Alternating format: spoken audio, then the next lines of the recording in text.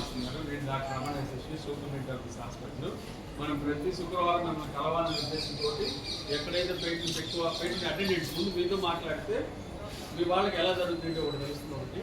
అలాగే హాస్పిటల్లో మీరు ఎలా ఉండాలి, ఎందుకంటే ఈ ఆసుపత్రి మీ ఆసుపత్రి, మీకోసం మేము అనే ఒక కాన్సెప్ట్తో పనిచేస్తాం. పేషెంట్ ఫస్ట్ అంటే రోగి రోగమే రికమెండేషన్. రోగము మీకు రోగి అనే అతను ఇక్కడికి వస్తే ఆ పేషెంట్కి ఫస్ట్ దాని గురించి ఇంకేం ఆలోచించు. ఆ పేషెంట్కి ఎలా బాగు చేసి పంపించాలి, ప్రాణం ఇబ్బంది ఉంటే ప్రాణం కాపాడాలి, కాలు ఫ్రాక్చర్ అయితే కాలు మంచిగా సరి చేసి రాడ్లో బ్లడ్ వేసి బిగించి మళ్ళీ నడిచేలా చేయాలి.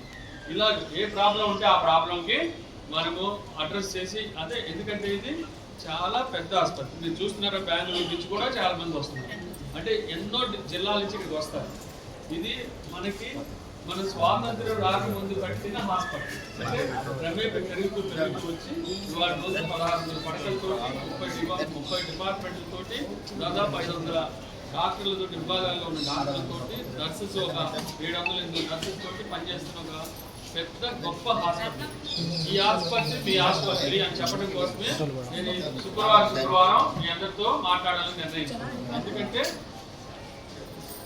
ఇక్కడ ఏ సౌకర్యాలైనా మీకు చక్కగా మాట్లాడి, సార్ మా పేషెంట్ బాగాలేదు, మా చక్కగా చూడండి మాట్లాడి చక్కగా ఏ డాక్టర్ చూస్తారు.